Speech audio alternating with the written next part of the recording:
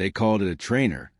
A harmless, slow, and unarmed plane meant to teach young pilots the basics of flight before sending them into real combat. But in the hands of one man, a quiet, bespectacled schoolteacher from Canada, this humble aircraft would become a weapon of terror for the enemy, a flying slingshot against tanks. The man's name was Ken Letts, and the plane he flew wasn't supposed to see combat at all. It was a Fairchild Cornell, a lightweight, fabric-covered trainer designed for gentle takeoffs and smooth landings. But as war consumed the skies of Europe and German armor rolled across the continent, desperation and creativity began to blur the lines of what was supposed to happen. This is the story of how a mild-mannered instructor, who spent his days teaching others how to fly safely, turned a simple trainer plane into a deadly tank hunter. It's a story of ingenuity, courage, and the kind of reckless determination that defines wartime innovation, when ordinary people do extraordinary things. When the Second World War erupted, the Royal Canadian Air Force found itself in a unique position. Canada wasn't under direct attack, but it became one of the Allies' most crucial training hubs. Pilots from across the British Commonwealth, the UK, Australia, New Zealand, South Africa, all came to Canada to learn to fly under the British Commonwealth Air Training Plan. It was the largest air training program in history. Towns that had never seen aircraft before were suddenly filled with airfields and buzzing trainers. And among the hundreds of instructors who kept this vast operation running was Kenneth Letts, a soft-spoken schoolteacher before the war, known for his calm demeanor and meticulous teaching style. He wasn't the kind of man you'd imagine leading a combat mission. His world had been classrooms and chalkboards. But like so many men of his generation, war reshaped everything. He joined the RCF not to fight, but to teach. He believed his best contribution would be to prepare others for the deadly skies of Europe. By 1943, the air war had taken on a brutal rhythm. In Europe, Allied bombers were pounding German cities by night, while American daylight raids struck factories and airfields. But on the ground, German panzer divisions continued to dominate. Their tanks, the feared Panthers and Tigers, had become nightmares for Allied infantry. Every weapon the Allies had was thrown at these beasts: artillery, bazookas, even dive bombers. But tanks still pushed forward, chewing through towns and villages with steel jaws. It was in this desperate environment that some of the most unconventional ideas in the war began to take shape. Back in Canada, instructors like Letts heard the stories coming back from the front. Pilots being shot down, tanks overrunning positions, and soldiers pleading for air support. And something about those reports started to eat at him. He'd trained dozens of young men who were now flying in combat. Some never came back. He wasn't a man of anger, but of deep conviction. And he began to ask himself a question that few others would dare. What if I could take something as simple as a trainer and turn it into something deadly? The Fairchild Cornell was no combat machine. It was slow, barely able to hit 120 miles per hour in level flight. Its frame was made of wood and fabric. A single rifle bullet could tear through it like paper. But Letts knew the Cornell inside and out. He'd flown it hundreds of hours, pushed it to its limits in every weather condition. He knew what it could handle and what it couldn't. At first, the idea was just a thought experiment. A crazy what if. But then the rumors began, stories from the front lines of improvised aircraft being used in combat zones, mechanics attaching homemade bomb racks, pilots strapping grenades to their cockpits. Nothing about the war was normal anymore. The line between trainer and fighter was blurring. So when Letts was transferred to a forward training base in southern England in early 1944, just months before D-Day, he found himself in the middle of the build-up to the biggest invasion in history.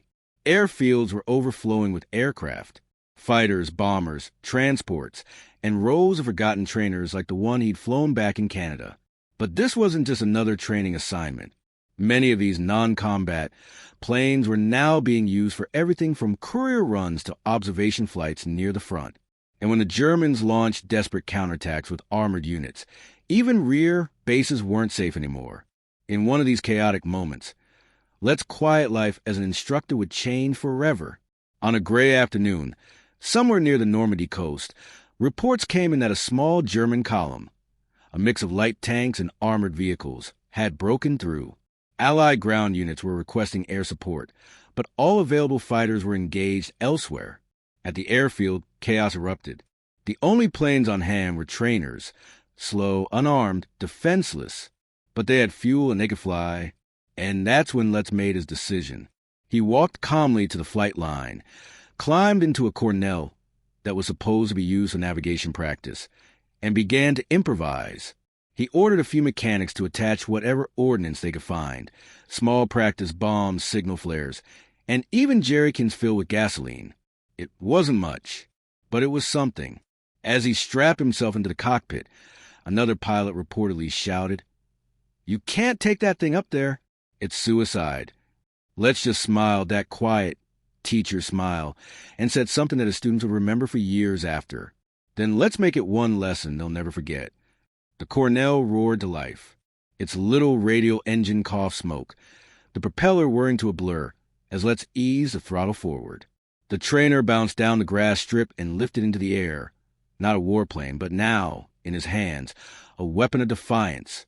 Down below, the column of German vehicles moved cautiously along a country road, unaware that one of the most unlikely threats in the war was already climbing into clouds above them. What happened next would not only shock the soldiers below, but would echo through Allied air bases as a story almost too unbelievable to be true. The small yellow Cornell climbed into the overcast sky, its engine humming like a sewing machine, a sound that no one on the battlefield would ever mistake for danger. That was Let's' first advantage. No one saw it coming. Below him, the landscape of northern France was scarred by weeks of battle. Fields once green and peaceful were now torn apart by shell holes and burned-out vehicles. Thin lines of smoke rose from what used to be villages. Somewhere down there, among the chaos, a German armored column was on the move, maybe 10, maybe 15 vehicles. Light tanks, half-tracks, and a fuel truck. Letts had no radio, no forward observer, and no real weapon. But he did have something that most combat pilots had lost long ago, the element of complete surprise. He eased the Cornell's nose downward, scanning the ground through his open cockpit. Then he saw them, tiny black shapes crawling along a dirt road, sunlight glinting off metal. Tanks. For a moment, common sense told him to turn back. He was flying a plane built for beginners.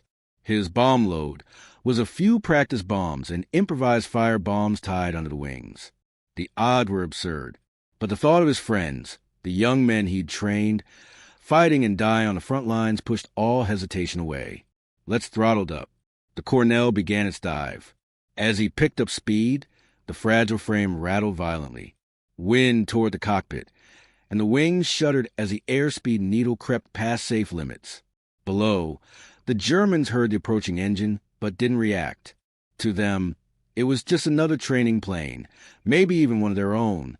Then the first explosion hit. Letts dropped a small practice bomb that struck near the fuel truck at the rear of the column. It wasn't much, a flash, a puff of dirt, but it startled the soldiers. A few looked up, confused, just in time to see the Cornell diving again, this time lower, closer, faster. The second run was pure improvisation. He released a jerrycan filled with gasoline and a lit flare, a crude firebomb, over the same target. The can exploded on impact, spraying burning fuel across the road. The fire jumped to the truck's cargo, and suddenly a massive orange fireball engulfed the convoy. Panic, confusion. German soldiers dove for cover, shouting. Some opened fire, but their machine guns were too slow to track the tiny plane screaming overhead. Bullets tore through the air, ripping holes in the Cornell's wings. Fabric flapped loose. But Letts kept flying. He circled back for another pass. This time, he aimed at one of the lighter armored vehicles that had stopped in the middle of the road. Using nothing but instinct and sheer audacity, he dove again and released another small bomb. It struck near the vehicle, flipping it onto its side. By now, the Germans were convinced they were under a real air attack. Some began retreating into the fields, abandoning their vehicles. The fire from the fuel truck spread rapidly, and one of the light tanks caught fire as ammunition began cooking off. From the ground, Allied infantry who had been pinned down nearby watched in disbelief. A trainer plane, painted bright yellow, was turning a German armored column into chaos. Let's made one final pass, dropping his last improvised bomb before pulling up steeply. The Cornell's little engine strained against the climb, sputtering, coughing black smoke. He barely cleared the treetops before leveling off, heading back toward the airfield. When he landed, the ground crew ran to meet him. The fabric on the wings was shredded with bullet holes, and the plane's engine was nearly cooked. But Letts climbed out calmly, as if he'd just finished another lesson. Someone asked him what happened. He simply replied, "I think I gave him something to think about." Word spread fast. Pilots at nearby bases couldn't believe it. A schoolteacher, flying a plane meant for beginners, had just taken on tanks and lived to tell about it. Within days, the story had made its way through the Allied ranks. Some called it reckless, others called it heroic. But everyone agreed it was unbelievable. Military engineers later examined the Cornell and the damage it sustained. They concluded that only sheer luck and skill had kept it in the air. One bullet had passed inches from the fuel tank. Another had clipped a control cable. Yet, somehow, everything held. Letts' daring attack became a symbol, not of military might, but creativity and courage. It reminded everyone that in war, victory isn't just about the biggest guns or fastest planes.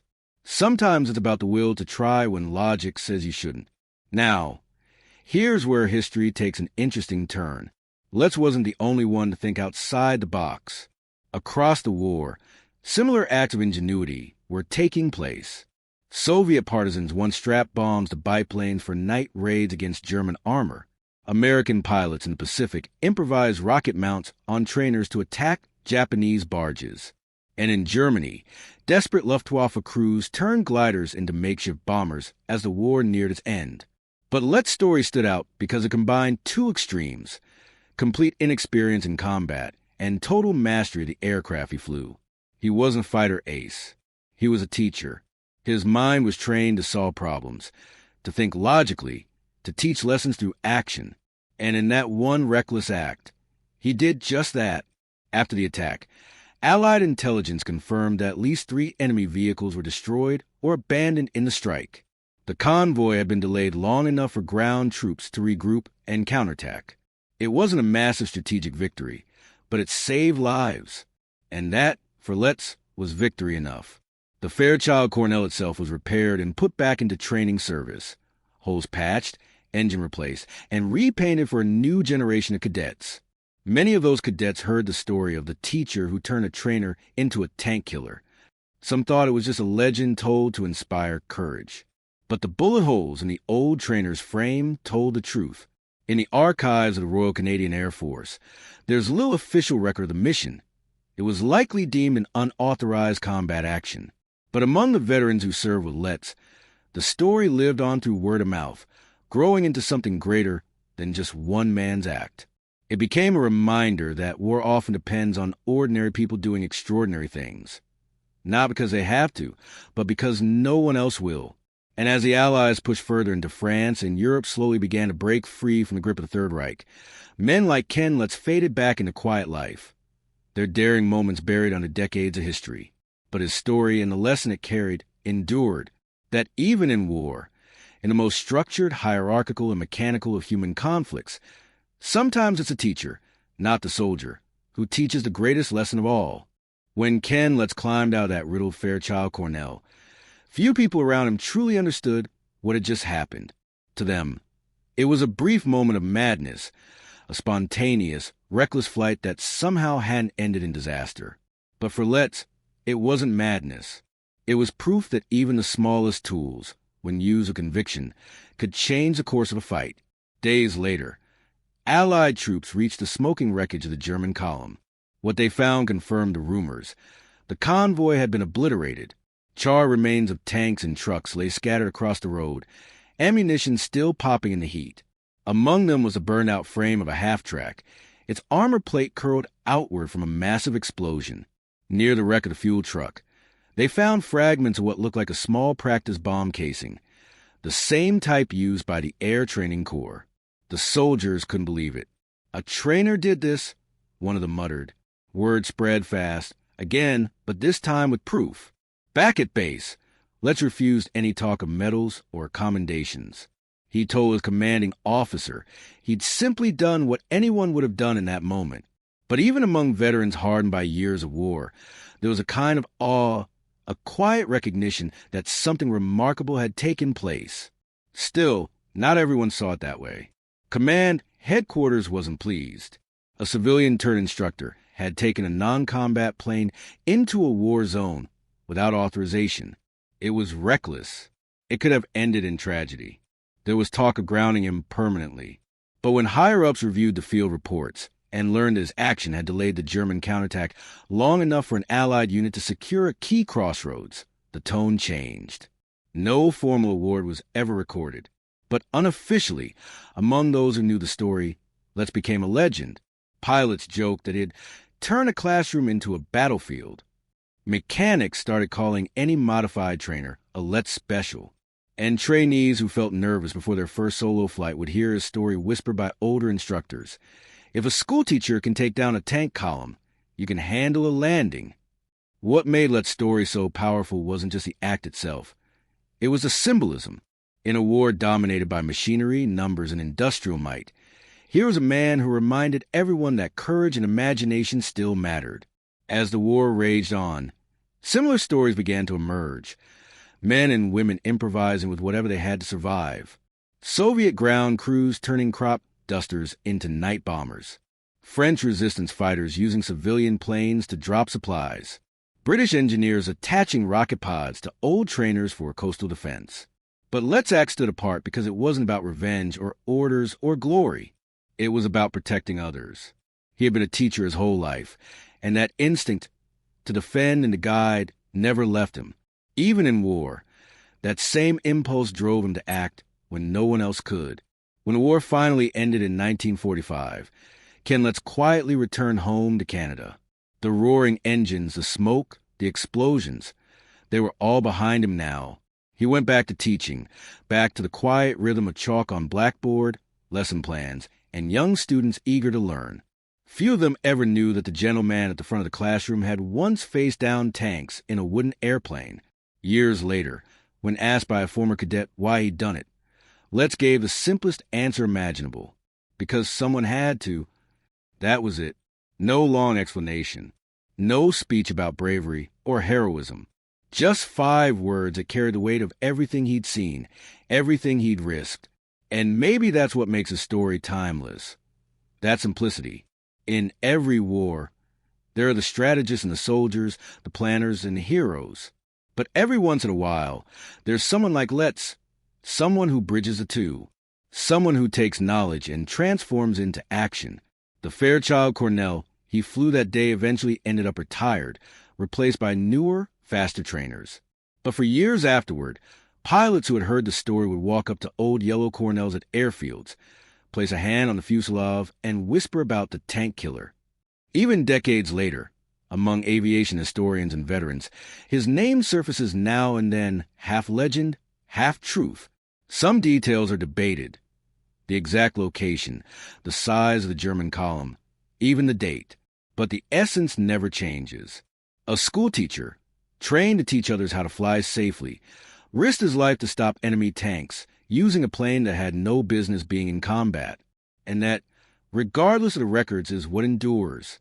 If you step back and think about it, Let's story captures something larger than just wartime bravery. It speaks to the ingenuity that defined the Allied effort. From the ground up, the entire war was fought by people who learned to adapt, to make do with what they had. Mechanics who turned scrap metal into armor. Pilots who pushed their aircraft beyond every design limit. Civilians who became soldiers overnight. War strips away everything unnecessary. What's left is what's real.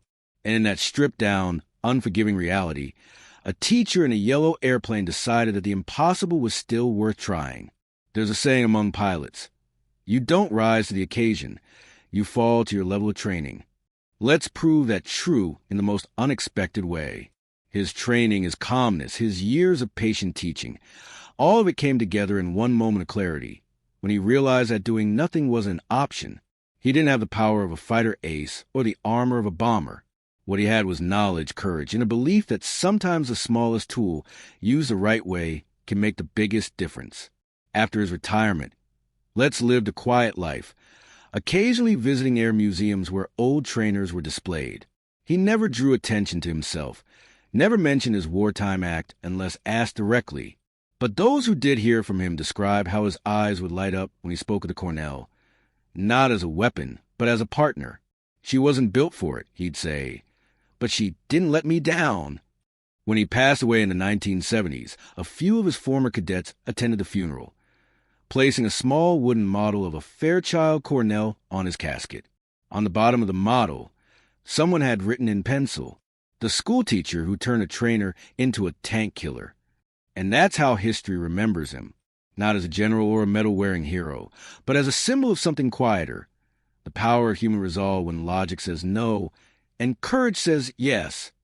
Today, if you visit aviation museums in Canada or the UK, you might find an old Cornell sitting quietly in a hangar, its yellow paint fading, its wooden frame creaking with age. Most people will walk past without a second glance. But those who know, who have heard the legend, might pause.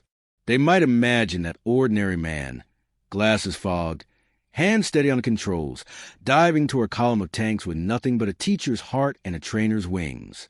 And they might realize that heroes aren't always born in cockpits or on battlefields. Sometimes they come from classrooms.